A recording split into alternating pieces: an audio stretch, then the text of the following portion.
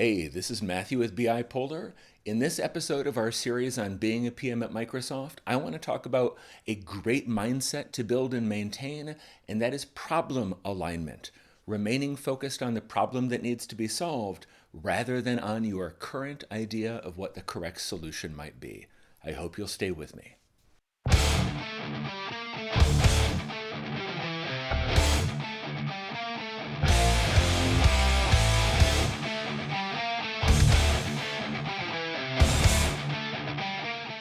Welcome back. If you're new to this series or new to the channel, make sure that you check out the introductory video where I talk about my goals for this series. Essentially, what I wanted to do was to share with you advice that I wish someone had given me 15 years ago when I started as a PM at Microsoft. Since I can't go back in time to talk to my past self, I wanted to share with you information that will be valuable if you're a PM at Microsoft today, if you're in a similar role or at a similar large organization, or if being a PM at Microsoft is part of your future career plans. In this episode, I want to talk about the importance of remaining focused and aligned on the problem that you're working to solve.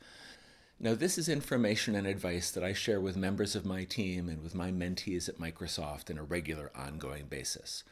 It's also a topic that's come up in past videos more than once, but it's important enough that I wanted to spend this video dedicated just to explore and talk about the importance of problem alignment. If I were to summarize this, problem alignment to me is remaining focused on the problem that you're working to solve, investing in understanding that problem rather than investing in the details of a specific solution, at least until you're deeply confident enough to say that you really understand the problem and that you can validate potential solution approaches against this deeply nuanced and meaningful understanding of the problem. Problems change relatively slowly. The potential value or downside of a given solution approach changes much more rapidly, and this is actually going to be the first tip that I want to share, that problems change slowly, more slowly than potential solutions.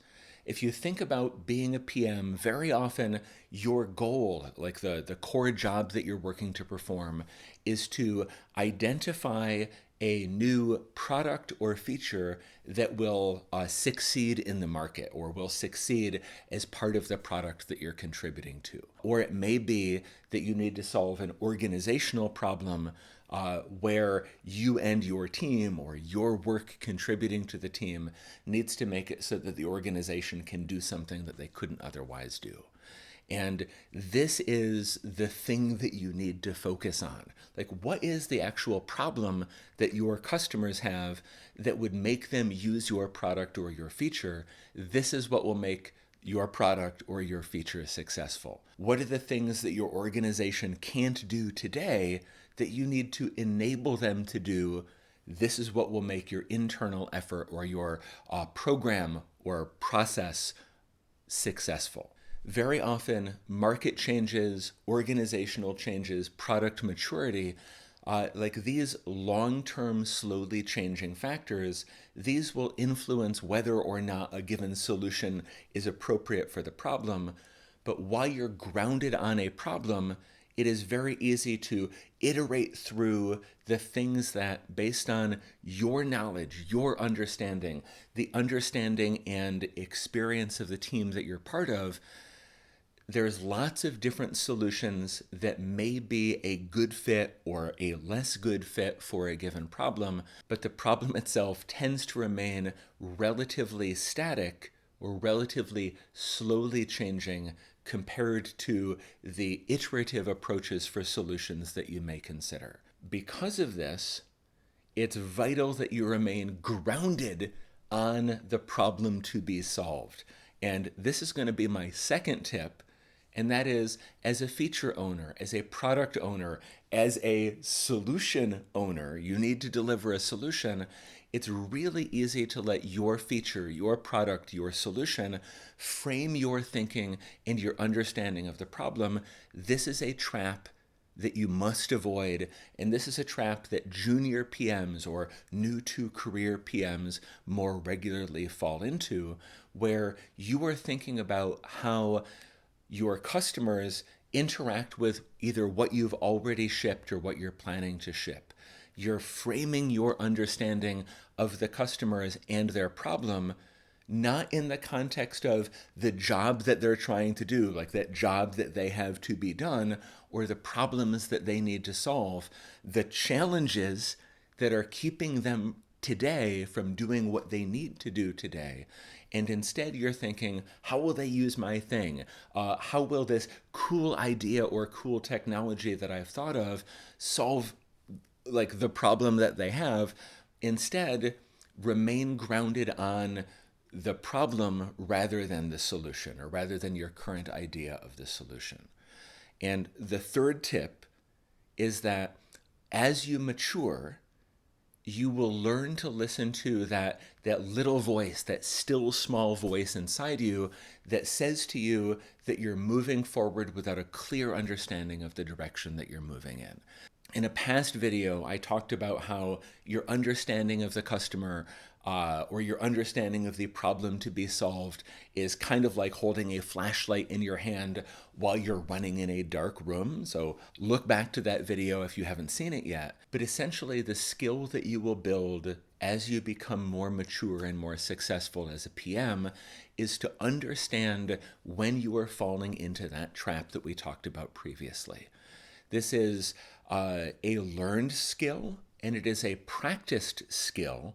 So I don't know exactly how to tell you what to listen for, but in your day-to-day work, as you're working on today's feature and tomorrow's feature and then the feature that's coming after that, understand like where are the places where you get too far down the path before you know that you are doing the wrong thing or that you're not actually solving the problem that you need to solve.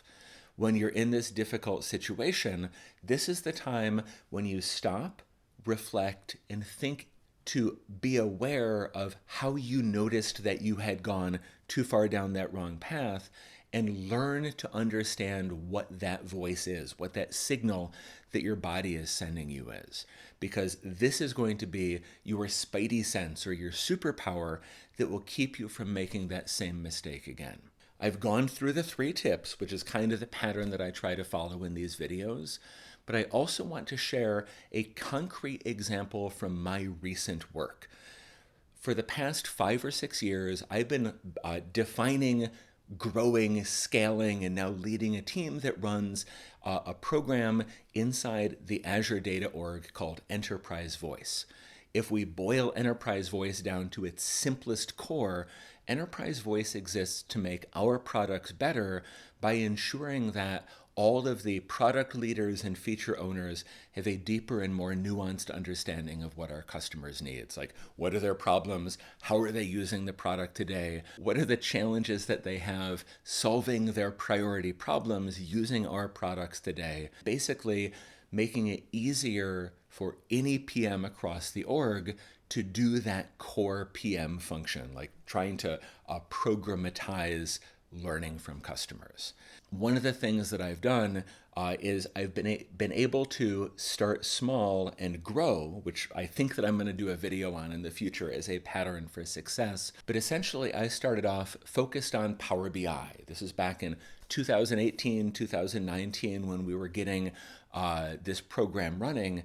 And Power BI was not the mature powerhouse that it is in the market today. So I started small, focused on Power BI, and then built up a set of practices, behaviors, and ongoing activities that solved the problem that the Power BI org needed to solve. By starting small and growing, by not trying to boil the ocean, by not racing forward to a given solution, I was able to make incremental progress and do a lot, first as an individual contributor and then as the leader of a small team. Now I have a larger team to help me.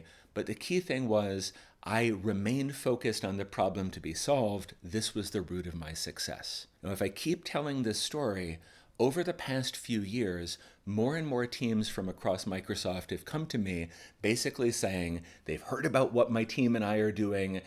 They hear my executives talking about the success that Enterprise Voice as a program has enabled. What do they need to do to have the same sort of success? And what I've seen in most situations is I share with them my playbook. So I've documented things emphasizing on this is what we do and this is why we do it.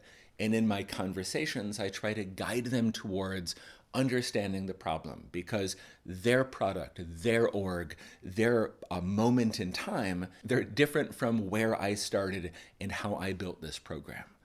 And whenever I see one of these internal teams listen to that and say, all right, we're going to understand the needs of our product and the needs of our customers and where we are based on our market position and our market maturity, these teams are successful. There have been multiple places across Microsoft where a product team has reinvented their own version using my program as an example, but there have been even more situations where a team has come in with the same request.